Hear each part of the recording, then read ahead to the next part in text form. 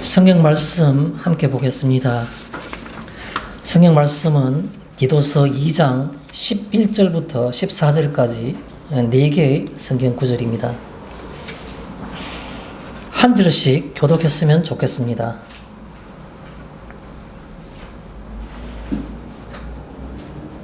디도서 2장 11절입니다. 제가 봉독해 올리겠습니다.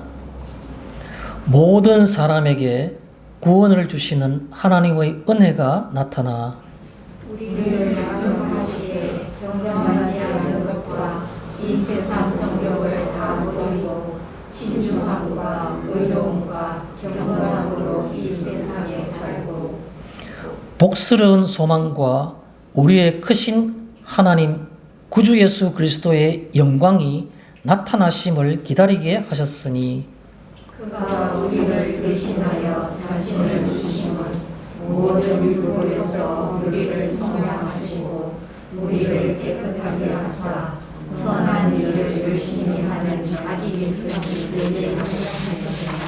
아멘. 오늘은 이 본문 말씀을 가지고 하나님의 은혜가 나타나라는 그런 제목으로 우리 말씀을 살펴보고자 합니다. 이 말씀은 오늘 우리가 읽었던 첫 번째 성경 구절인 11절에 나오는 표현입니다. 모든 사람에게 구원을 주시는 하나님의 은혜가 나타나, 이런 표현이 11절에 있죠. 그 표현을 그대로 빌려서 하나님의 은혜가 나타나 이렇게 표현을 했습니다. 이 말씀은 어려운 말이 아니기 때문에 우리가 이 말씀의 핵심이라 할까요? 모이는 초점이라 할까요? 그것은 상상하기가 어렵지 않습니다. 하나님의 은혜가 나타났다는 겁니다. 어디에 나타난 겁니까? 믿는 자들에게. 하나님의 은혜가 나타났습니다. 어디에 나타나는 겁니까? 내게 나타난 겁니다. 우리는 그 초점을 전자가 아니고 후자에 맞출 필요가 있는 겁니다. 오늘 우리가 이 말씀을 함께 읽고 또 이 말씀을 생각하게 하는 하나님의 뜻은 바로 그 하나님의 은혜가 나타난 곳이 믿는 모든 자들에게가 아니고 내게, 나 같은 것에게, 이것을 하나님께서는 바라신다는 겁니다. 우리가 믿는 모든 자들에게 하나님의 은혜가 나타나 그런 식으로 이 본문의 주제를, 제목을 초점을 맞추게 되면 그거는 성경을 읽을 때 교양으로, 많은 사람들이 읽는 교양 도서로서의 성경, 베스트셀러로서의 성경을 의무적으로 읽는 것과 크게 다를 바가 없다는 생각을 해보기도 하는 겁니다. 하나님의 은혜가 나타나 어디에요? 누구에게요? 내게, 특히 나 같은 것에게도 이 생각을 하셔야 되는 겁니다. 그래야만이 이 말씀이 살아서 우리 마음 가운데 역사하시고 또 깨달음과 유익을 줄 수 있을 것이라 그런 생각을 하게 되는 겁니다. 오늘 이 성경 본문 말씀은 디도서의 2장에 있는 말씀이고 11절부터 시작됩니다. 그러면 이 11절의 말씀이 나오기 위해서는 앞에 1절부터 10절까지의 말씀이 있는데 이 내용은 아주 단순합니다. 교회 내에는 다양한 부류의 사람들이 있으니 이 사람들에게는 어떻게 교인들에게 권면하며 그렇게 가르쳐야 되는지 목회 서신을 할 수 있는 이 디도서에서 바울이 디도라는 이 목회자에게 권면하고 있는 겁니다. 구체적인 예로서는 많은 부류들 가운데 한 5부류를 얘기하고 있습니다. 첫 번째, 성경에 나온 표현 그대로를 표현하기 때문에 조금 표현이 거칠더라도 성경에 있는 표현 그대로라는 말씀을 이해해 주셨으면 좋겠습니다. 늙은 남자에게는 어떻게 하라는 표현이 나옵니다. 그 다음에는 늙은 여자에게는 어떻게 하라는 표현도 나옵니다. 세 번째는 젊은 여자에게는 어떻게 권면하라는 얘기가 나옵니다. 네 번째는 젊은 남자에게는 어떻게 권면하라는 얘기가 나옵니다. 마지막으로는 종들에게는 어떻게 권면하라, 그 얘기가 나오는 겁니다.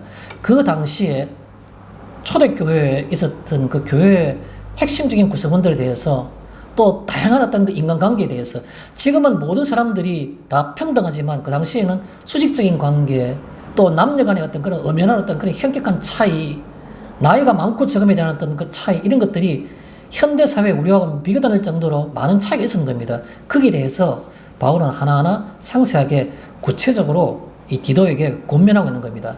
목회를 할 때에는 이렇게 하라라고. 그 다음에 나온 얘기가 바로 오늘 11절에 있는 말씀입니다. 사실 11절에 우리 성경에는 그 우리나라 번역된 게 지금 생략되어 있는데 11절에 보면 그 문장에 성경 원문 문장에 보면 제가 여러 번 말씀드렸기 때문에 별로 중요하지 않지만 아마 여러분들이 쉽게 이해할 것 같아서 제가 하나 인용을 하겠습니다. 11절에 있는 성경 원문에 보면 가르라는 단어가 들어있습니다. 가르라는 말은 이 신약 성경에서 가장 많이 이용되는 그런 접속사 중에 하나입니다. 어떻게 보면 아마 제일 빈도수가 높은 접속사이지 않겠나는 생각이 들 정도입니다. 가르라는 말은 무슨 말인가 하면 앞에 나오는 내용과 뒤에 나오는 내용들을 연결해주는 그런 접속사입니다.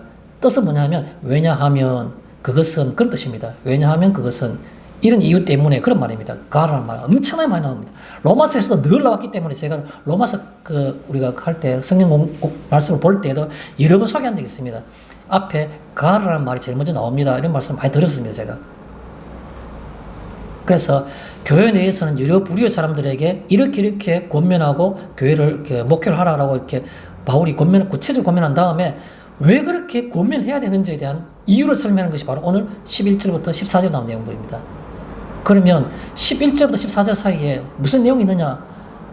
왜 우리는 모든 성도들에게 자기의 생각대로 자기가 옳다고 인정하는 그대로 살면 되는데 교회에서 굳이 이렇게 살아라 저렇게 살아라 간섭을 해야 되느냐는 겁니다. 그게 바로 가르 왜냐하면 이런 말하는 겁니다. 그 뒤에 나온 얘기가 바로 11절부터 얘기가 나오는 것이죠. 쭉 나온 내용입니다. 자, 그러면 그 내용들이 무엇인지에 대해서는 우리가 성경 읽으면서 우리가 짧게 한 번 더 가볍게 정리해 보겠습니다. 첫 번째 나오는 11절의 말씀, 이런 말씀이 있습니다. 모든 사람에게 구원을 주시는 하나님의 은혜가 나타나. 은혜는 내가 돈으로 산 것이 아니라 값없이 받은 겁니다. 무자격한 자, 자격이 없는 자에게 대가 없이 주시는 큰 사랑을 우리는 은혜라 말하는 겁니다. 우리는 자격이 없는 사람인 겁니다. 내가 은혜를 받기 위해서 어떤 일을 했기 때문에 다른 사람보다는 은혜 받을 만한 자격이 있다. 그런 사람이 아무도 세상에 없는 겁니다. 그래서 여기 은혜라는 말은 무자격한 자, 자격이 없는 자에게 값없이, 왜 값이 없는 겁니까? 돈으로는 가치를 산정할 수 없기 때문에 그런 겁니다. 제가 전에 그 예를 들은 것처럼 어느 그 해안가에서 자기 아들과 함께 진주잡이를 하는 노인이 깊은 바닷속에 자기 아들이 들어갔다가 어느 날 너무너무 큰 진주를 발견했는데 그 진주 조개 속에는 아무도 진주가 있을 것 같아서 평소와는 달리 숨을 억지로 참으면서 더 깊은 곳에서 물이 있어 들어갔다가 결국은 바구니 속에다 그 조개를 집어넣고 난 다음에 아들은 올라오다가 숨이 차가지고 못해서 죽었다. 그 아버지가 배 위에서 바구니를 끌어올려 보니까 큰 조개가 있는데 아들은 또 오르질 않고 열어보니까 아들이 기대했는 것처럼 엄청나게 값으로는 환산할 수 없는 큰 진주가 있었는 겁니다. 그 진주는 아들의 목숨과 바꾼 겁니다. 그 아버지는 그 진주를 팔 수가 없는 겁니다. 값으로는 헤아릴 수 없었기 때문에. 그와 마찬가지로 은혜는 값으로는 환산이 안 되고 산정이 안 되는 겁니다. 왜요? 자기가 하나밖에 없는 아들이 있기 때문에. 아들의 목숨값이고 아들의 죽음이기 때문에 그것이 값으로 산정할 수 없는 겁니다. 은혜는 값없이 주시는데 왜 값이 없느냐? 가치를 돈으로 환산할 수 없기 때문에 그런 겁니다. 아들의 목숨이기 때문에 그런 겁니다. 그래서 여기에 모든 사람에게 하나님의 은혜가 나타났다 했는데 하나님의 은혜는 바로 뭐냐 하면 구체적인 내용이 나옵니다. 하나님이 무한한 가치의 것을 어떤 사람들에게는 주셨는데 그 무한한 어떤 가치의 것이 무엇인지 하니까 바로 구원을 주시는 겁니다. 구원. 사람이 죽을 상태에 있는 것을 죽지 않게 구출하는 것을 우리는 구원이라고 말하는 겁니다. 죄로부터 죽었던 우리들을 구원하시는 것, 그게 바로 하나님의 은혜라는 겁니다. 하나님의 은혜는 구체적인 내용이 바로 뭐냐?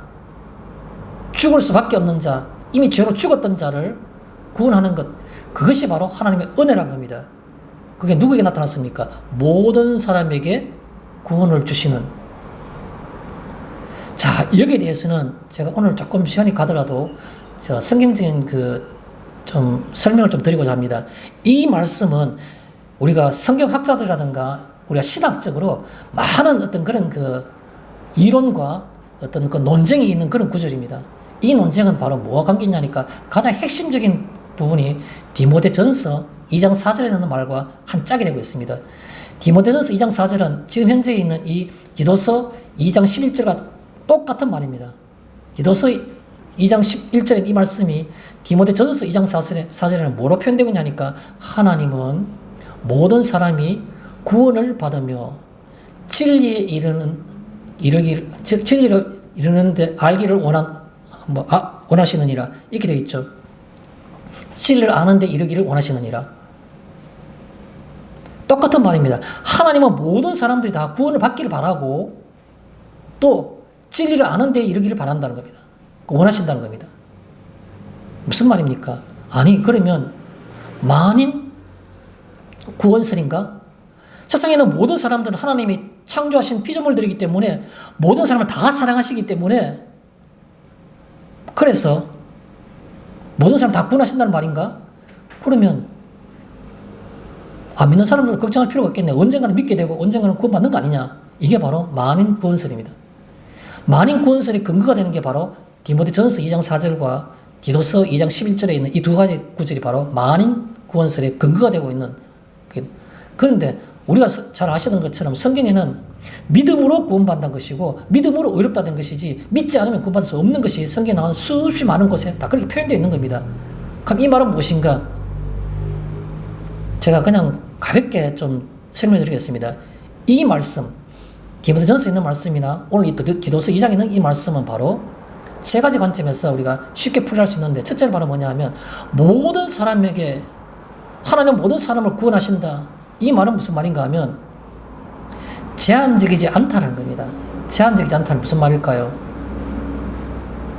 옛날 유대인들은 하나님이 택한 민족이라는 선민만 구원받을 수 있다는 선민 사상이 있었던 겁니다. 그래서 이 신약시대에 바울은 말하기를 이방인을 향해서 너희는 이방인이기 때문에 그 옛날 아브라함과 이삭과 야곱의 자손이 혈통이 아니기 때문에 가 아니고 모든 사람이 다 대상이 될 수 있다. 모든 사람이 다 대상이 될 수 있다는 그 말을 표현하는 게 바로 여기 나오는 모든 사람을 구원하시되라는 말인 겁니다.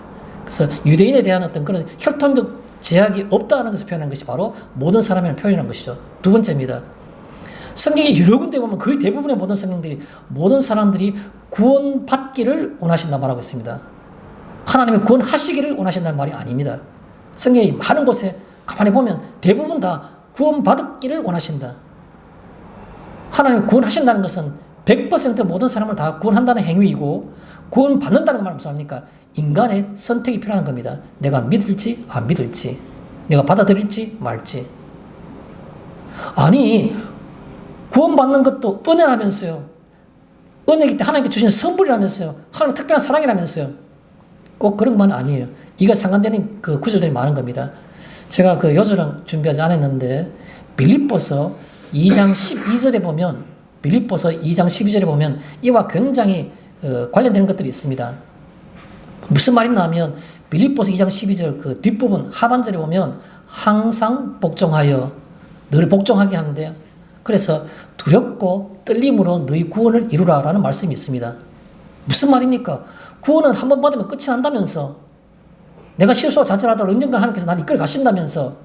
근데 바울은 그걸 말씀하실 때 뭐라고 표현하냐니까 두렵고 떨림으로 너희 구원을 이루라. 하나님이 100% 마음대로 다 그걸 주관하시지만 그런데도 불구하고 인간의 것들도 필요하다는 겁니다. 뭐 두렵고 떨림으로 근신하고 조심하고 내가 하나님 앞에 서려고 하고 인간의 어떤 그런 것들이 생각과 방향이 필요하다는 겁니다. 하나님께 무조건 맡겨놓고 나는 한 번 믿었으니까 영원히 구원받아. 그런 것을 뒷받침할 수 있는 성경들도 많은데 또 다른 성경 구절에서는 그와 반대되는 성경도 있다는 겁니다. 항상 복종하라는 겁니다. 말씀에. 그래야만이 구원을 이룰 수 있다고. 그냥 하나님의 은혜로 100% 구원되는 것을 그는 뒤에 지나고 나니까 아, 이것이 은혜였구나라고 생각할 수 있지만, 그러나 순간순간 우리가 세상 살아갈 때에는 수많은 사람들이 그렇지 못한 사람이 많지 않습니까? 바울이 디모데 후서에 믿음의 말 디모데에게 그가 죽기 전에 마지막으로 쓴 편지글 디모데 후서 뭐라 말했습니까? 대만은 세상을 사랑해서 떠나갔고 데살로니가를 갔다 했습니까? 누구는 배반했고 구리 장색 알렉산더는 조심해라. 많은 사람들 그 옆에서 그의 친실한 그의 동역자인 것처럼 있었는데도 불구하고 많이 떠나간 겁니다. 무슨 말입니까? 항상 복종하여, 말씀에 복종하여 두렵고 떨림으로 너희 구원을 이루라. 구원을 이루는 데는 인간의 어떤 그런 생각과 방향도 필요하다는 겁니다. 그래서 이게 나오는 것들, 하나님께서 모든 사람들의 구원 받기를 원하신다 했잖아. 받기를. 하나님의 구원 주시기를 아니고 받기를 이라는 말인 겁니다. 그래서 모든 사람이 있지만 모든 사람들이 다 누구나 대상이 될 수 있다. 그 생각하셔야 되지만 그것도 인간의 두렵고 떨림으로 구원을 이룰 필요가 있는 겁니다. 세 번째, 만인 구원설이 아닌 이유가 뭐냐 하니까 하나님은 원하신다고 표현하셨지 하나님은 작정하신다, 하나님은 뜻하신다는 말이 아닌 겁니다. 어디 그런 표현이 있습니까? 다 하나님은 원하신다라고 되어 있는 겁니다. 하나님은 그래서 모든 사람들이 내가 만든 피조물들 가운데 내가 놓은 이 믿음의 길을, 은혜의 길을 내가 너에게 보여주는데, 이 복음을 보여줬는데 이 복음을 너희가 마음으로 받아들이기를 원하시는 겁니다. 모든 사람들이 다 복을 받도록 다 그렇게 하나님께서 그걸 주장하시거나 그렇게 주관하신다는 말이 아닌 겁니다. 모든 사람 다 주관하면 모든 사람 다 구원받겠죠. 그런데 모든 사람들이 받기를 원하시는 겁니다. 원하신다는 말은 받지 않을 수도 있다는 겁니다. 하나님은 원하시지만 인간이 거부할 수도 있는 겁니다. 그래서 그걸 가르쳐서 우리가 만인 구원설에 반박할 수 있는 근거라 이렇게 볼 수 있는 겁니다. 그래서 11절에 오늘 모든 사람에게 구원을 주시는 하나님의 은혜가 나타나 모든 사람을 대상으로 해서 누구나 간에 이 은혜를 느낄 수 있고 볼 수 있다는 겁니다. 12절에 우리를 양육하시되, 자, 지금부터 얘기가 나온 겁니다. 하나님께서는 우리에게 왜 은혜를 주셨는가? 거기에는 세 가지 얘기가 나옵니다. 첫째가 우리를 양육하신다는 겁니다. 양육하신다. 이 양육하신다는 내용 속에서는 어떤 것들을 하지 말고, 또 두 번째는 어떤 것들은 하고, 마지막에 그런 것을 하지 말고 함으로써 최종적으로 하나님은 우리들을 어떻게 되기를 원하시는가, 상태가 어떻게 바뀌기를 원하시는가, 이게 중요한 겁니다. 어떤 거 소극적이나 부정적으로 하지 말고 우리를 양육하시는데, 양육하신다는 말은 성경 원어에 가장 가까운 표현이 교육하신다, 가르친다는 표현이 가장 근접합니다. 다른 말로 표현할 때 양육은 좀 연약한 어떤 그런 존재를 좀 더 강한 존재로, 좀 더 성숙한 존재로 이렇게 키우는 그 어떤 과정을 양육이라 말하는데, 이 그런 어떤 일반적인 개념보다는 이 성경에 표현한 원어적인 어떤 그 해석을 할 때 가장 가까운 표현은 가르친다, 교육한다는 것이 가장 근접한 표현입니다. 하나님은 우리에게 은혜를 베푸시는데, 우리가 그 은혜를 받아들이게 되면 우리로 하여금 뭘 가르치기를 원하신다는 겁니다. 소극적으로 하지 말라는 걸 가르치시고, 적극적으로 뭘 하라는 걸 가르치시고, 마지막에 그러고 난 다음에 어떤 상태로 되기를 그렇게 하나님께서 이끌어 가시냐, 이 세 가지 얘기하는 겁니다. 첫 번째 봅시다. 12절에 우리를 양육하시되, 하지 마라 이렇게 두 개 나옵니다. 경건하지 않은 것과, 경건하지 않은 것, 이따 본문에 좀 더 설명드리겠습니다. 이거 하지 말라는 겁니다. 버리라는 겁니다. 두 번째, 이 세상 정욕 버리라는 겁니다. 경건하지 않은 것과 이 세상 정욕 다 버리고, 이게 바로 하나님께서 우리를 양육하시는 첫 번째 내용인 겁니다. 우리에게는 이걸 가르치시는데, 경건하지 않은 거 버려라, 또 그리고 이 세상 정욕 버려라, 이거를 가르치고 양육하신다는 겁니다. 또 두 번째, 하라는 게 있습니다. 적극적으로 뭐가 있습니까? 신중함과 의로움과 경건함으로 이 세상에 살고, 너희는 이렇게 살아라라고 적극적으로 권유하고 권면하는 겁니다. 그걸 가르치시는 겁니다. 신중함, 의로움, 경건함으로 이 세상에 살고, 이걸 이렇게 하라는 겁니다. 우리에게 은혜를 베푸신 하나님께서는 우리를 갖다가 가르치기 위해서 우리를 은혜를 주셨는데, 뭐뭐뭐 하지 말고 뭐뭐뭐 하고 이렇게 가르치시는 겁니다.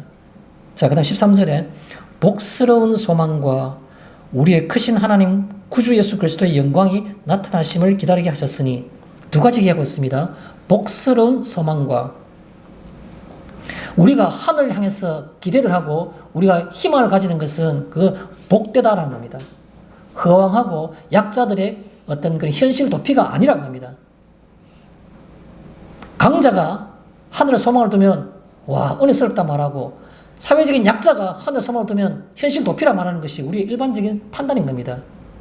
그런데요, 세상에서의 자격과 상태가 어떠하든 간에 하늘에 소망을 두는 것을 복스럽다라고 말하는 겁니다. 복되다라고.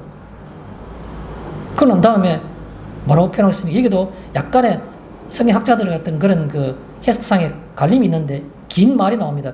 우리의 크신 하나님 구주 예수 그리스도, 이게 한 개의 어떤 그런 연결된 어떤 표현이냐? 그렇지 않으면 우리의 크신 하나님과 구주 예수 그리스도, 이거로 말하면 and라는 표현이 있지 않습니까? 접속사 and.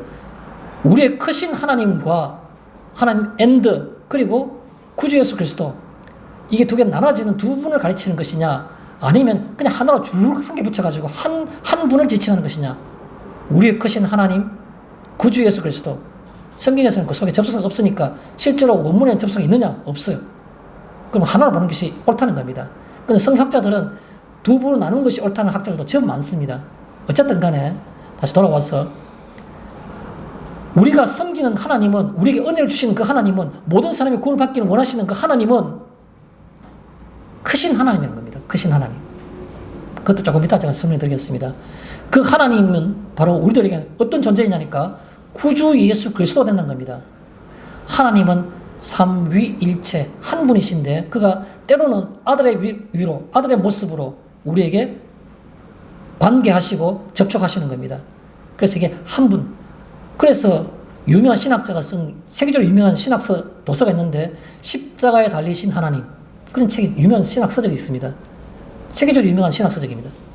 십자가에 달리신 그분은 우리가 흔히 구체적으로 예수님, 메시아인 예수님이라 말하지만 그러나 그런 분은 한 분의 하나님이었다는 겁니다. 그래서 이걸 표현하는 것이 바로 우리의 크신 하나님 구주 예수 그리스도라는 말이 됩니다. 하나님은 우리에게 구주가 되셔서 예수님의 모습으로 우리 안에 오셔서 우리를 구원하셨다. 그리스도가 되셨다. 그 내용을 얘기하는 겁니다. 그의 영광이, 이 영광스러움이 하나도 부족함이 없는 신이신 하나님이 피조물인 인간 가운데 오셔가지고 피조물 세계 속에서 온갖 순환과 그 고통을 받으시고 똑같은 모습으로 그렇게 했는데, 이게 바로 하나님의 선한 뜻이 이루어진, 위대한 뜻이 이루어진 것이기 때문에 그걸 영광스럽다 말하는 겁니다. 영광이 나타나심을 기다리게 하셨으니, 갈릴리 청년 한 명이 죽은 것이 어떤 사람에게는 무한히 설명할 수 없는 영광스러움이라 말하고, 어떤 사람들은 그냥 역사 일부분이라 말하는 사람들이 있는 겁니다. 우리는 그 갈릴리 성장했던 30대 한 청년의 죽음이 우리에게는 무한한 영광스러움으로 느껴지는 겁니다. 그래서 거기에 그 영광스러움을 기다리게 하셨다는 겁니다. 우리가 마지막에 14절에 그가, 예수님이겠죠? 우리를 대신하여 자신을 주시면 몸을 대신해 주신 겁니다. 모든 불법에서 우리를 속량하시고, 불법이란 말은 다른 말을 바꿀 때는 죄라고 바꾸면 됩니다. 불법. 신약성경에 나오는 불법이란 말은 그게 다 죄입니다. 그래서 모든 죄에서 우리를 속량하시고, 속량이란 말은 노예가 있는데 노예가 보니까 너무너무 불쌍해요. 그 주인이 너무너무 악독해요. 그럴 때 제3자의 어떤 사람이, 이 노예는 심성이 착하고 내가 볼 때는 인간적인 어떤 사랑이, 자비심이 있어가지고 그 주인에게 물어보는 겁니다. 이 노예 몸값이 얼마예요? 예, 이 노예는 몸값이 1,000,000원입니다. 그러면 자기가 갖고 있는 수중에 돈을 다 모아가지고 정리해가지고 1,000,000원 드릴게요 라고 말해가지고 그 노예를, 자기 노예를 삼는 것이 아니라 너는 이제부터 노예 정서를 보는 데서 불태우고 찢어버리면서 너는 지금부터 자유인이다. 그걸 우리가 속량한다라고 말하는 겁니다. 속량은 그 사람의 어떤 신분을 회복시켜주는 것을 속량이라고 말하는 겁니다. 모든 불법에서 우리를 속량하시고 모든 죄로부터 묶여있는 우리를 풀어주셔서 자유인이 되게 해주시고, 우리는 어떤 죄에서 자유되는 겁니까? 거미줄에 날아다니는 날벌레가 걸리면 거미가 어떻게 그 날벌레를 잡아먹습니까? 줄로 칭칭칭칭 감는 겁니다. 거의 안 보일 정도 온 몸을 하얗게 다 감는 겁니다. 그래서 대롱대롱 달아오는 겁니다. 거미줄에 그냥 걸려도 끈적끈적한 땀으로 떨어지지는 못하는데, 거미가 와서 입에서 꽁무니에서 실을 내가지고 주술 해가지고 완전히 뭐 누에고치처럼 하얗게 덜 만들어 놓은 겁니다. 그게 우리의 상태란 겁니다. 죄로 인해서 빠져나올 수 있는, 보이지도 않고 그냥 죽을 날만 기다리는 그런 상태에 있는 그럴 것을 다 아주 따뜻한 그 몸에는 사람 몸에는 상하지 않지만 거미줄 녹일 수 있는 뜨거운 것도 열기를 갖고 헤어드라이기 하고 슉 뿌리니까 거미줄이 수시간 살짝 따놓아가지고 몸에 툭 튀어나온 겁니다. 속량하시고 모든 불법에서 우리를 속량하시고 그렇게 우리를 자유롭게 하셨다는 겁니다. 우리를 깨끗하게 하사. 깨끗하다는 말은 무슨 말입니까? 나는 앞만 봐도 내 속성이 교회 갔다 왔는데 오늘 또 비슷한 생각을 하고 비슷한 행동을 하고 비슷한 말을 하며 내 스스로에 대해서 자괴감을 느끼고 실망하고 있을 때에도 불구하고 우리를 깨끗하게 하사. 나는 나를 그렇게 보지만 하나님께서는 우리를 깨끗하다라고 하신다는 겁니다. 베드로가 마지막 날 밤에 내가 네 발을 씻지 않으면 너와 내가 상관이 없다 하니 예수님 말씀하시니까 주여 내가 그러면 발만 씻지 말고 나 다른 것도 다 씻겨달라고 말할 때 이미 깨끗해진 자는 발밖에 씻을 게 없다 말씀하셨습니까? 이미 깨끗한 겁니다.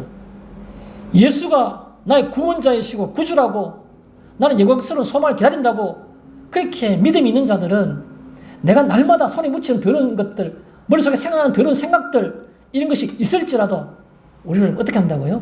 깨끗하게 하사. 깨끗하게 하사. 이미 몸을 다 목욕시킨 겁니다.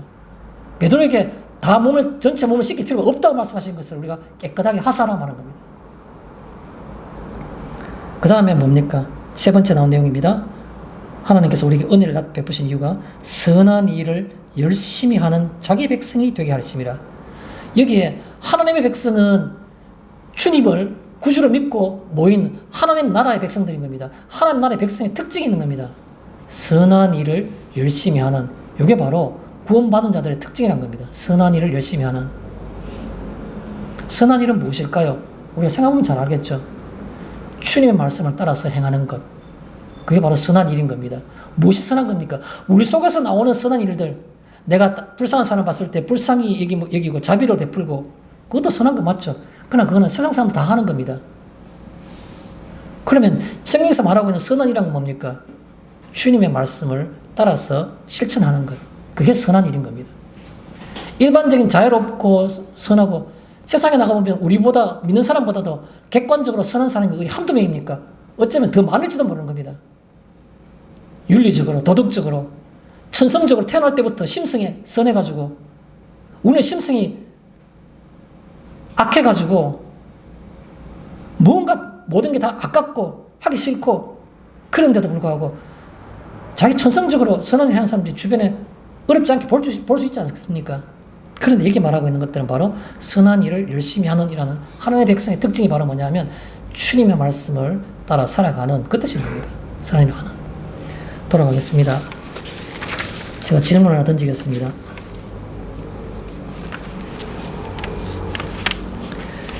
우리가 이 오늘 본문을 우리가 한번 살펴볼 때에 머릿속에 떠오르는 어떤 그런 그 정리할 부분이 있습니다. 그게 바로 뭐냐면 구원의 은혜를 받은 우리는 어떻게 살아야 하는가? 그냥 구원받은 것이 아니고 구원의 은혜를 받은 우리는 내 마음속에 그것이 은혜라고 느껴지는 겁니다. 무자격한 자에게 무한한 가치를 내가 그 자리에 임했다는 겁니다. 그래서 구원의 은혜를 받은 우리는 어떻게 살아야만 하는가? 구체적인 내용이 뭐냐는 겁니다. 어떤 모습으로 살까? 그 구체적인 내용을 저는 묻고 싶은 겁니다. 교회 열심히 나가야죠. 아무 상관없는 얘기입니다. 모르겠어요. 이 말은 너무 좀 과도한 말 같아요. 과격한 말을 그러면 아주 관계가 조금 있지만 거리가 멀다 이렇게 볼 수 있습니다. 교회 열심히 나가야지. 교회에서 봉사 많이 해야지. 내가 헌신해야지. 시간적으로나 물질적으로나. 피 같은 내 돈인데 헌금을 내가 그렇게 마음 편하게 해야지. 전혀 관계가 없는 것이 아니나 거리가 아주 먼 것들입니다. 구원의 은혜를 받은 우리는 어떻게 살 것인가?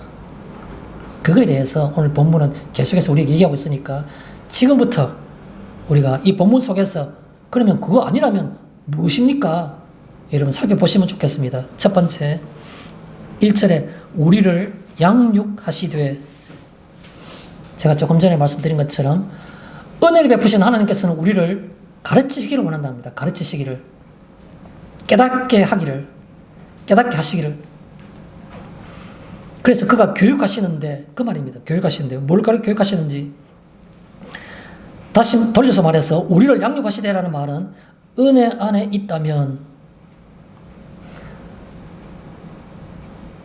잘 믿는 사람들은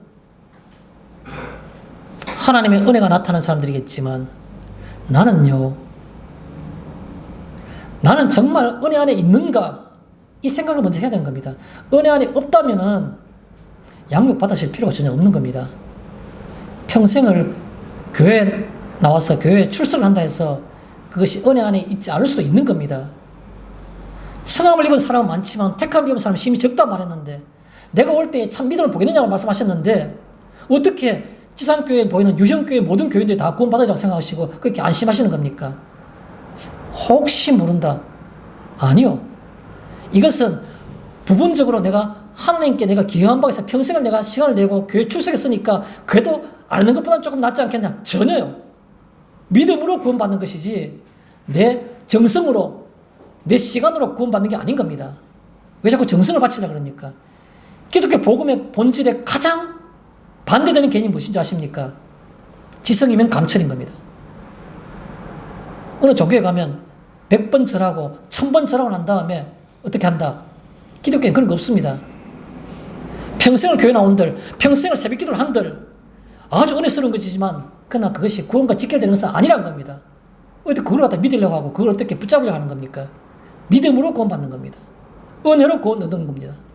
그래서 여기에 은혜 안에 있는가, 내가 은혜 안에 있다면 이걸 한번 돌아보는 것이 우리가 헛된 시간을 보내지 않는 것이 된다는 뜻이 되는 겁니다. 그러면 만약에 내가 은혜 안에 있다고 생각한다면 어떻게 됩니까? 이렇게 지금부터 나오는 본문의 말씀을 주목해서 볼 필요가 있습니다. 이렇게 해야 된다는 겁니다. 이렇게. 12절에 보면 이제부터 구체적인 내용이 나옵니다.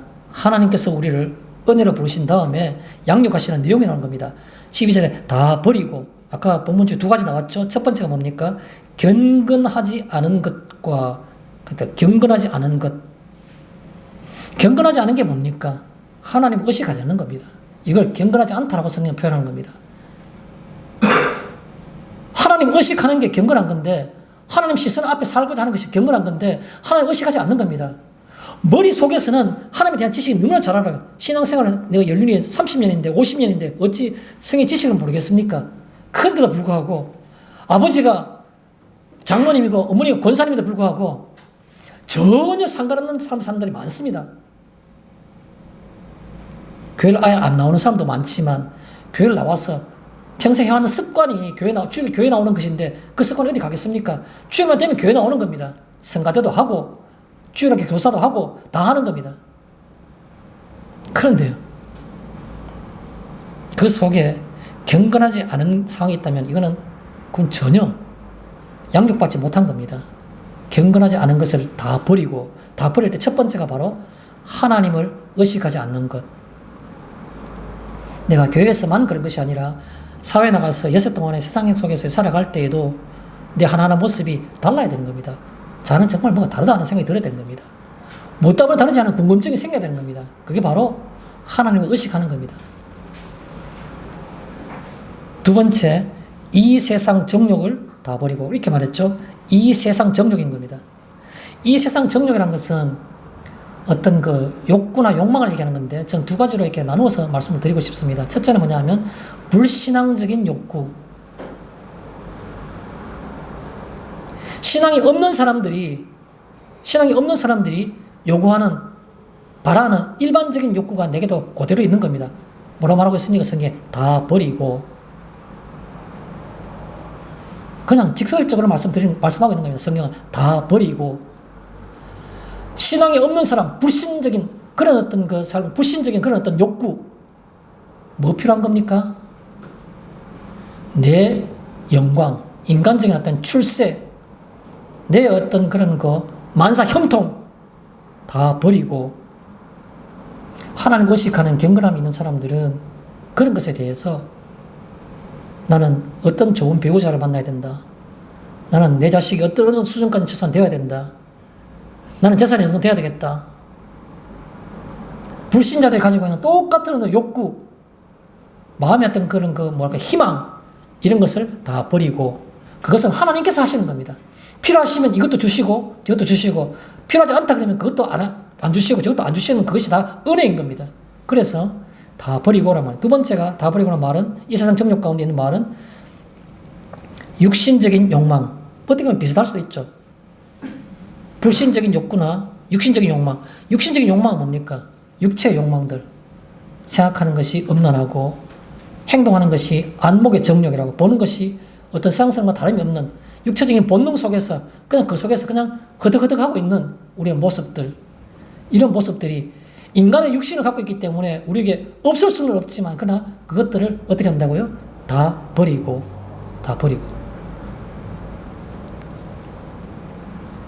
제가 우리 부모님 세대에서부터 많이 들었던 그런 여러 가지 어떤 그 격언이랄까요? 어떤 그런 것들을 여러 가지가 있는데, 그 중에 우리 어머니가 늘 그런 말이 한 적이 있어요. 저보고 어릴 때부터. 일은 당기고 죄는 미뤄라. 그런 말씀 늘 하셨어요. 무슨 말입니까? 우리의 육체 가운데 생각과 말과 그런 것들이, 의식이 죄의 속성이 안 나타날 수는 없는 겁니다. 사도 바울도 오호라 나는 공고한 사람이라고 한탄했지 않습니까? 그러나 어떻게 한다고요? 다 버리고 미루고 버리는 겁니다. 그것이 바로 여기에 다 버리고라는 양육하시는 하나님의 뜻이란 겁니다.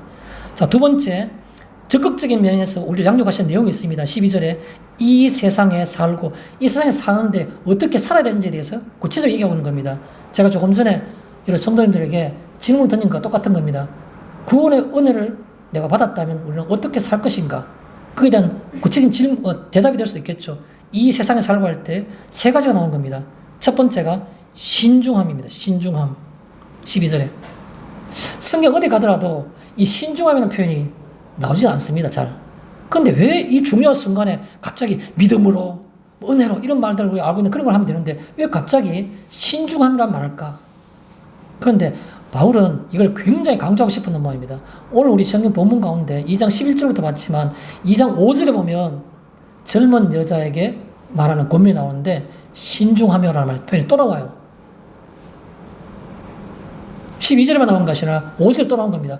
그런가 하면 6절에 보면 젊은 남자들에게 디도가 권면하기를 어떻게 권면하고 성경에 말하고 있냐니까 신중함으로, 그렇게 또 나오는 겁니다. 아니, 바울이 이 디도서 2장의 디도에게 3번에 걸쳐서 계속 강조하는, 한 장에서 이렇게 한 번 나오기도 쉽지 않은 어휘가, 표현이 3번이나 나오는 겁니다. 2장에 신중하며, 신중함으로, 또 신중함을 계속해서. 신중함이 뭘까? 신중함이란 게 저는 몇 가지 의미를 부여하고 싶은데 두 가지로 의미를 부여하고 싶습니다. 첫째가 뭐냐 하면, 신중함이란 게 뭘까? 제 개인적인 생각입니다. 가만히 생각하니까 신중하다.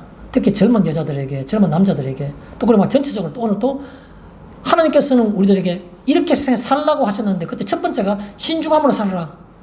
젊은 사람들은 이렇게 되기가 힘들다는 말이겠죠. 그러니까 젊은 여자와 젊은 남자에게 말하고, 마지막으로는 또 전체적으로 또 신중함으로 말하는 겁니다.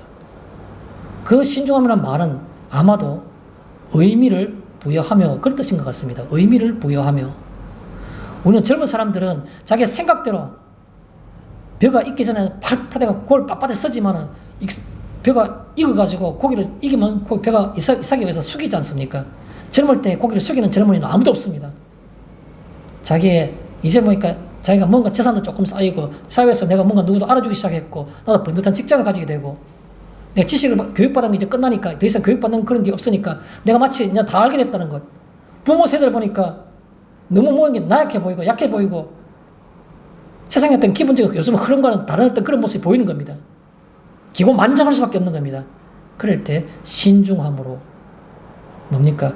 다 좋은데, 그렇게 생각할 수도 있고 다 좋은데, 그 나이 때는 그렇게밖에 안 되니까 다 좋은데 의미를 부여하는 겁니다. 의미를 부여하며, 이게 신중함인 겁니다. 내가 지금 이렇게 말하는 것이 과연 옳은가? 내 부모를 공경하라 그랬는데 이 말이 옳은가? 내가 내 직장 동료에게 이렇게 행동하는 것이 옳은가? 하나님께서 내게 뭘 원하시는가? 생각하는 것이 바로 의미를 부여하는 겁니다. 젊은 사람들은 이거 하기 힘들어요.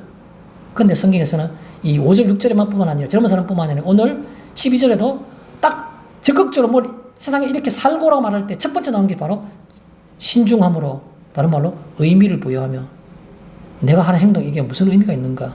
하나님 보실 때 이게 무슨 의미인가? 이 생각을 하라는 겁니다. 이게 의미 부여가 바로 신중함으로라는 겁니다. 또요, 신중함이란 말은 요란스러운 겁니까? 조용한 겁니까? 조용한 것이 바로 신중함과 비슷한 그런 느낌이지 않습니까?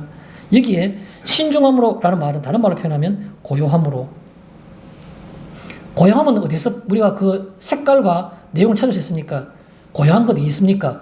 광야와 같이. 광야에 누가 있었습니까? 잘 아시는 분 몇 분만 꼽을게요. 예수님이 40일 동안 광야에서 줄이시며 금식하신 겁니다. 광야는 아무것도 없는 겁니다. 그 팔레스타인 지역의 그 사막과 같은 빨갛게 풀 한 폭이 없는 그 광야에, 그 속에서 먹을 걸 찾으려고 해도 찾을 수가 없는 겁니다. 광야에서. 여기서 말하고 있는 것들은 신중함으로란 말은 고요함으로, 고요함 가운데에서 내가 세상에서 아무리 많은 소음과 친구들의 어떤 뭐 얘기들과 권유와 어떤 뭐 의견들과 세상의 모든 이론들이 내 머리를 복잡하게 만들지라도, 그러나 내가 어느 순간 내가 신중함으로란 말은 고요함 가운데에서, 고요함, 광야 가운데에 있는 것처럼, 주님이 40일 동안 광야에서 줄이신 것처럼 내가 내 생각을 조용히 생각하는 겁니다. 그래야지 의미 부여가 될 수 있는 겁니다. 또 누가 광야에 있었습니까? 바울이 아라비아 광야에 3년 동안 있은 겁니다. 그 속에서 뭐 했겠습니까? 내가 예루살렘에서 대제사장의 공문을 받고 믿는 자들을 포박하고 감옥에 가두고 죽이고 했던 것들이 내게 의미가 있는 것인가? 그게 무슨 일이었던가를 조용히 생각해 보는 겁니다. 고요함만이 진정한 의미, 가치 있는 의미를 부여할 수 있는 겁니다. 그래서 이게 고요함으로라는 뜻을, 그런 저는 말씀을 드리고 싶은 겁니다. 여기에 또 누가 있었습니까? 세리 요한이 있었습니다. 그가 헤로드 왕 임금에게 잡혀가가지고 비참한 어떤 그런 그 죽음을 당할 때까지도 그는 계속 광야에서 있으면서 광야에 살은 겁니다. 회개를 외치고 살은 겁니다. 호화호식이라는 건 생각할 수 없는 겁니다. 여기에 신중함으로라는 말은 아까 말씀드린 것처럼 의미를 부여하며 고요함 가운데에서 마치 광야에서와 같이 주님의 40일 줄이신 것처럼, 세리완의 광야의 삶처럼, 사도 바울의 3년 동안 아라비아 광야에서처럼, 그렇게 이 복잡하고 요란한 세상 가운데 살면서도 우리는 고요함 가운데 들어가 보는 것을 신중함으로라고 말하는 겁니다. 두 번째요, 나온 게 뭡니까? 신중함에서 그 다음에 나온 게 의로움으로라는 얘기죠. 의로움으로. 의로움이란 건 뭡니까? 하나님 앞에서 내가 생각하는 것이 하나님 앞에서 생각하고, 행동하는 것이 하나님 앞에서 행동하고, 말하는 것이 하나님 앞에서 말하는 것, 이게 바로 의로운 겁니다. 내 속에서 나오는 것들은 의로운 것이 나올 수가 없는 겁니다. 우리의 어떤 그 본성은 좋은 것이 나올 수가 없는 전적인 타락한 것입니다. 그렇기 때문에 내가 하나님 앞에 있어야만이, 그 속에서 생각하고 말하고 행동해야만이 의롭다는 것이 나올 수 있는 겁니다. 그래서 이게 의로움으로라는 말은 어떤 면에서는 위치를 표현할 수 있는 게 위치. 어느 곳에 있는가? 하나님 앞에서. 그런 말이겠죠. 마지막 세 번째로 경건함으로라고 말하고 있습니다. 경건함으로. 경건함으로라는 것은 어떻게 보면 방향인 겁니다. 방향.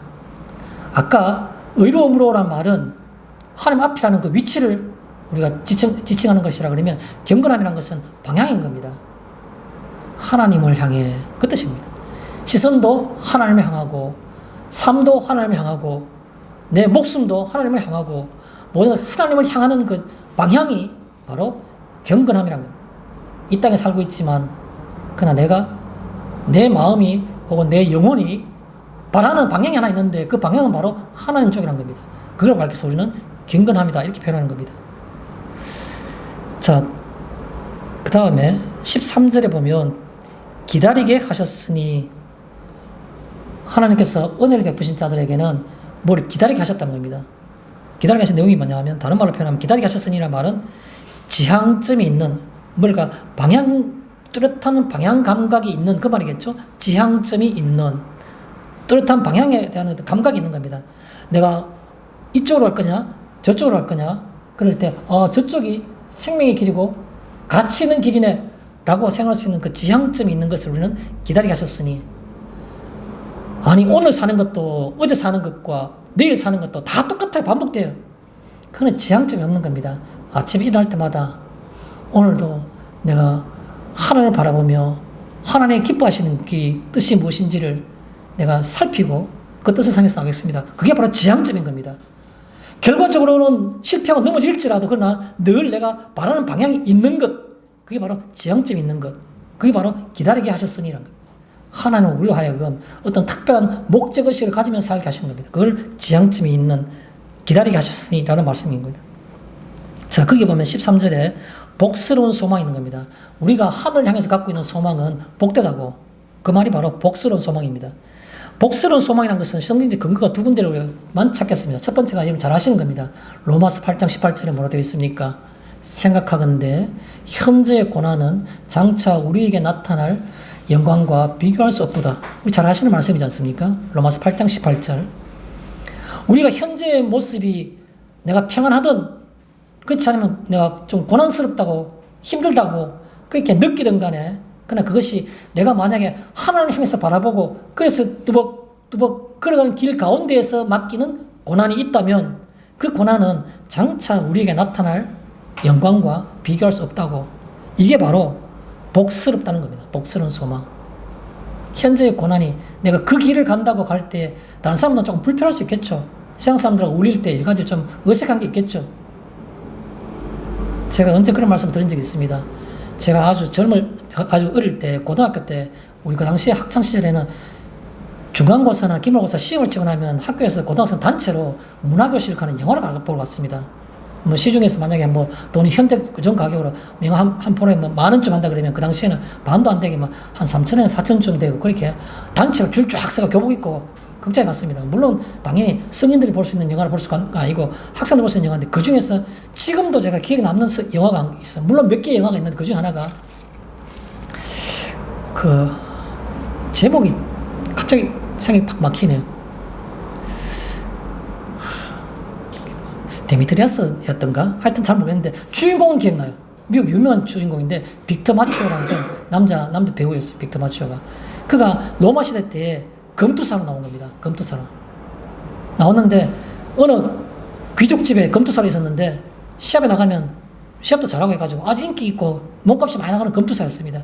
근데 그 집 여주인이, 자기의 그 주인인 귀족의 로마 귀족인 그 여주인이 이 남성스러운 이 주인공 이 남자 노예를, 검투사 노예를 향해서 유혹하는 겁니다. 유혹할 때 그 배우, 그 영화 배우가 표정이 아주 뭐랄까 할까요? 아주 너무너무 어색하고 너무너무 어색한 표현을 짓는 겁니다. 남편도 모르고 주인도 모르는데 한 번만 그 유혹에 응해주면 자기는 모든 게 다 세상이 잘 풀릴 수 있는 그런 그 기회가 있었음에도 불구하고 그가 초대 기독교 신자였는 겁니다. 기독교인이었는 겁니다. 그 여주인한테 정말 남자가 찌질이같이 남성스럽지도 않고 정말 남자스러운 마초 같은 그런 어떤 성격을 보면서 알았다 하는 식으로 뭐 내 목숨 날아가다 주인을 들켜서 죽으면 죽지, 그래도 내가 남자니까 뭐 이래가지고 그 유혹하는 여인과 잠자리를 같이 할 만한데도 불구하고 찌질이같이 앉아가지고 막 어색한 표정을 지면서 계속해서 피하는 겁니다. 그 모습 볼 때, 제가 볼 때 그 기억이 나는 겁니다. 그 표정, 그 상황, 그 어색함. 그게 바로 우리들에게 시사하는 바가 큰 겁니다. 현재의 고난은 장차 우리에게 나타날 영광과 비교할 수 없도다. 제일 창피한 게 내가 출세하지 못한다는 게 아니고 여인 앞에 남자로서의 어떤 그런 그 자존심이랄까, 남성적인 어떤 기질 자체를 갖다가 그게 뭐 비겁하다 생각할까, 겁이 많다 할까, 그런 걸 그렇게 오해를 주면서까지도 그걸 그걸 끝까지 비굴한 표정을 지으면서 피하는 그 모습, 그게 세상에서 받는 고난이구나. 이런 생각을 굉장히 강하게 본 겁니다. 지금도 그 배우의, 영화 배우의 그 표정이 잊어지지가 않아요. 저걸 보면서, 아, 저게, 그런 생각이 들더라고요. 또 하나 있습니다. 복스러운 소망이라는 게 무슨 말입니까? 또 한 군데 성경을 보고 싶은 것은, 나 있는 곳에 너희도라는 생각을 하셔야 되는 겁니다. 나 있는 곳에 너희도. 어디서 많이 생각이 나는 그런 요절이지 않습니까? 요한복음 14장에 나오는 말씀입니다. 요한복음 14장 2절과 3절에 나오는 말씀입니다. 우리가 다시 한번 이 요한복음 14장을 한번 생각해 볼까요? 요한복음 14장은 뭡니까? 제가 여러 번 말씀을 드렸습니다. 예수님이 마지막 날 밤에 최후의 만찬을 하신 다음에 제자들의 발을 다 씻기시고 난 다음에 그가 마지막으로 제자를 향해서 마지막 이 땅에서 설교를 하신 것이 바로 14장, 15장, 16장 세 장의 성경인 겁니다. 그럼 우리가 쉽게 이해할 수 있는 것이 마태복음 14장에 예수님께서 내가 이제는 죽어야 된다는 말씀하셨으니까 제자들이 얼마나 걱정하고 있을까요? 최후의 만찬할 때 내가 이제는 나를 파는 자가 있는데 내가 죽음에 이른다고 말했기 때문에 걱정하며 낙심하고 있는 제자들에게 발 씻기고 마지막에 다 설교를 할 때 첫 마디가 뭐였습니까? 요한복음 14장 1절에 너희는 마음에 근심하지 말라. 하나님을 믿으니 또 나를 믿으라. 이 말씀이 바로 요한복음 14장 1절의 말씀이었습니다. 그러면 제가 오늘 인용하고 싶은 건 바로 뭐냐면 그 다음 바로 따라오는 겁니다. 예수님의 설교의 첫 마디가 바로 걱정하지 말아라. 하나님을 믿으면 나를 믿으라 말씀하시는 것은 지극히 당연한 그런 표현이 있겠죠. 그 다음 나온 표현이 바로 이겁니다. 아버지 집에 거할 곳이 많도다. 그렇지 않으면 내가 너희에게 일렀으리라. 와, 굉장한 표현입니다. 너희는 지금 막연하게 생각하고 있는 하나님 나라 아버지 집에는 거할 곳이 많다는 겁니다. 네가 이 땅만 생각하지 말라는 겁니다. 우리 집이 지금 현재 22평이냐 내가 43평이냐 그건 아무것도 아니란 겁니다.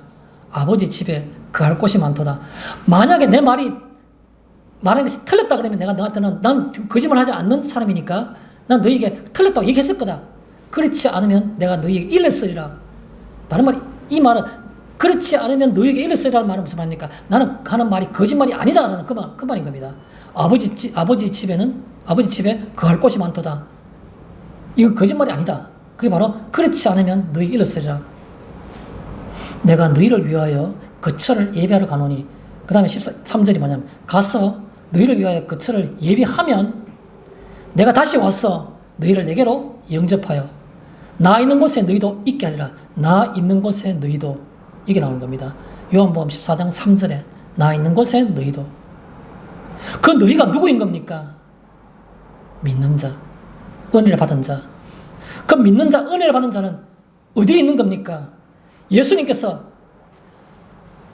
나는 거짓말하는 것이 아니라고 말하는 거기에 뭐라고 말하냐니까 나 있는 곳에 너희도 있게 하리라. 이게 바로 뭡니까?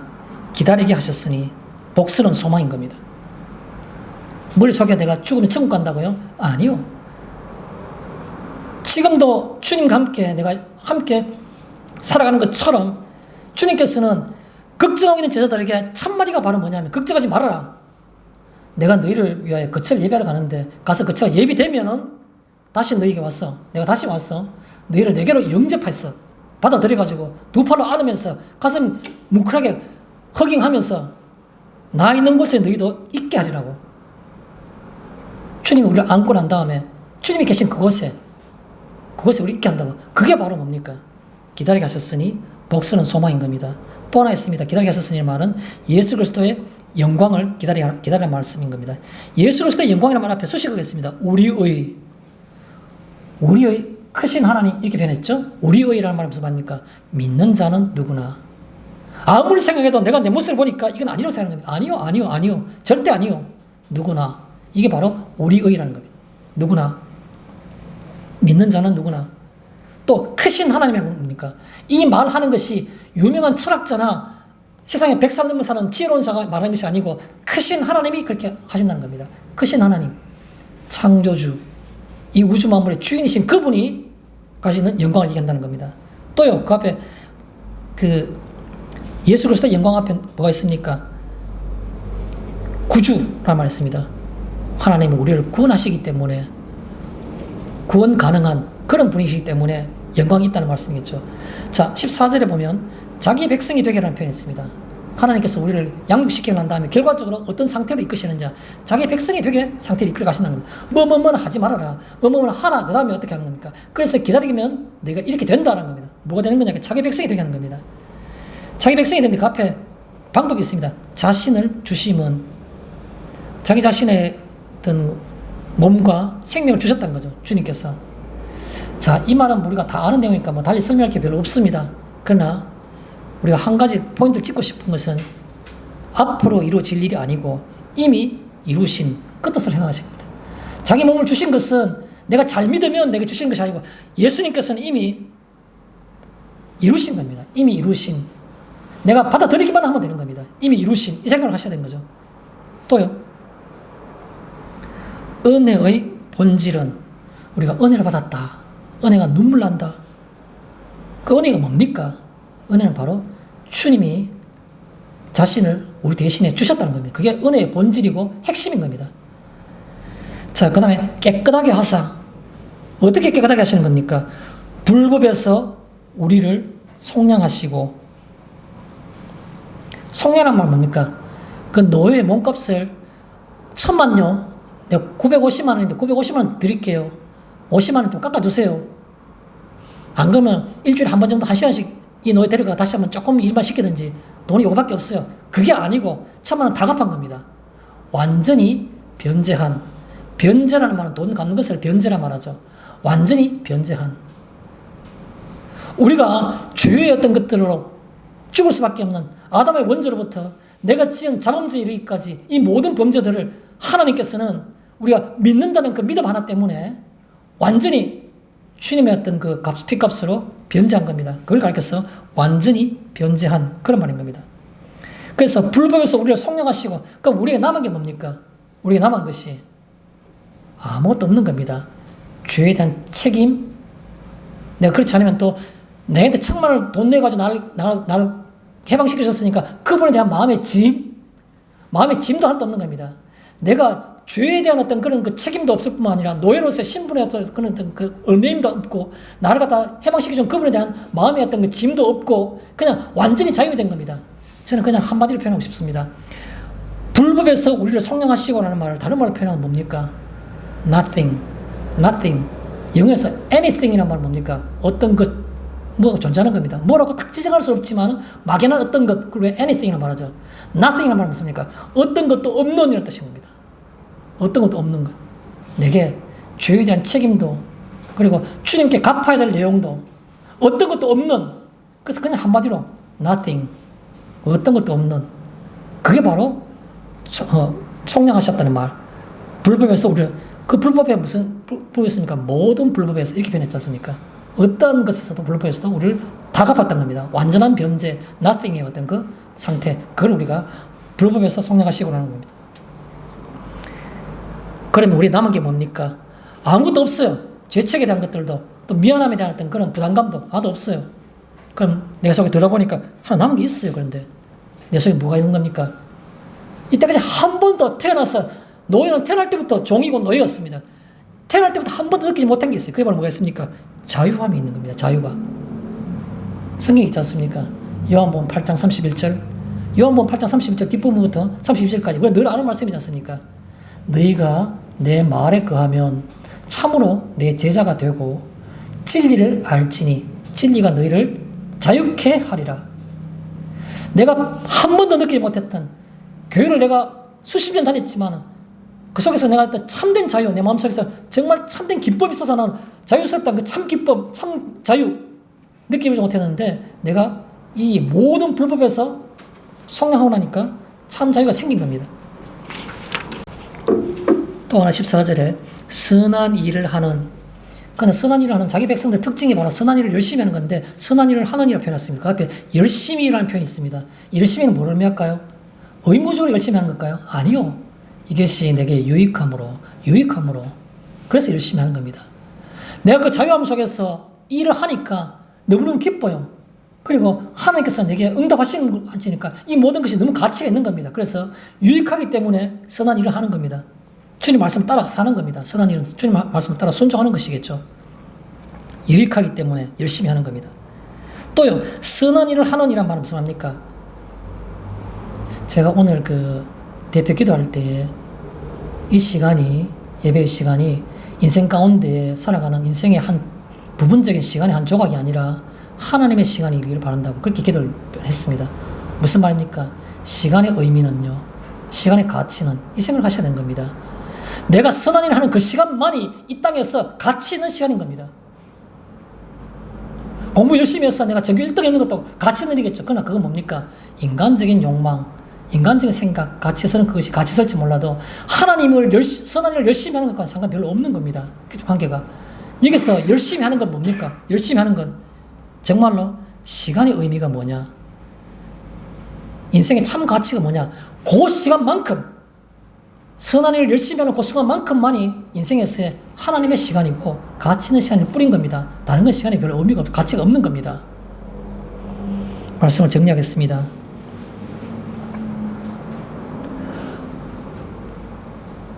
내게 임한 하나님의 은혜, 내게 임한 하나님의 은혜는 내 삶, 내 인생 속에서 어떤 모습으로 나타나고 있습니까? 내가 하나님으로부터 은혜를 받았다 그랬는데 그 하나님의 은혜, 그 은혜를 받은 내 삶, 내 인생 속에서는 그것이 지금 어떤 모습으로 나타나고 있는가? 오늘 이 본문 말씀에 있는 것을 잘 생각하셔가지고 이 말씀에 순종하는 그런 삶들이, 시간들이 한 주간과 여러 성도님들이 인생에 있기를 주님의 이름으로 축원드립니다. 마치겠습니다.